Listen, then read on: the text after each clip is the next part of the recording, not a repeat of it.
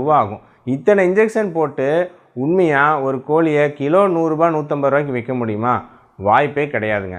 So hormone போட்டு injection வளர்த்துறது அப்படிங்கிறது அது உண்மையாக வேலை செய்யுமா வேலை செய்யாதாங்கிறது அடுத்த கேள்வி. பட் அப்படி ஒரு விஷயம் வந்து சாத்தியமே கிடையாது. அவ்வளோ ஈஸியாக ஹார்மோன் போட்டு ஒரு உயிரினத்தை வளர்த்த முடியும் அப்படின்னா, நாங்களாம் இந்த குழந்தைங்க டாக்டர்கிட்ட இந்த அம்மா அப்பாலாம் வந்து குழந்தை வளரலன்ட்டு இருக்காங்க இல்லையா?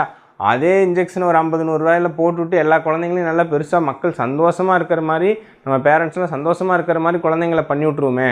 அப்படி ஒரு டெக்னாலஜி மருத்துவ உலகத்தில் கிடையாதுங்க. அப்போது ஏகப்பட்ட ஊசி போடுறாங்கன்னு சொல்கிறாங்களே, அதெல்லாம் என்னதுங்க அப்படின்னு வந்து பார்த்திங்கன்னா, எப்படி நம்ம குழந்தைங்களுக்கு தடுப்பூசி போடுறோமோ அதே மாதிரி கோழிகளுக்கு ஃபவுல் பாக்ஸ், அப்புறம் ராணிகேட் டிசீஸ், அந்த மாதிரி நிறையா விதமான நோய்கள் வராமல் இருக்கிறதுக்கு தடுப்பூசி போடுறாங்க. ஏன்னா ஒரு பண்ணையில் 1000 கோழி 2000 கோழி இருக்கும்போது ஒரு கோழிக்கு ஏதாவது ஒரு நோய் வந்துச்சுன்னா எல்லா கோழியும் இறந்து போயிடும். அதெல்லாம் சரி, அப்போ இவ்வளோ வேகமாக வளர்றது எப்படி? அப்போ ஊசியும் இல்லைன்னு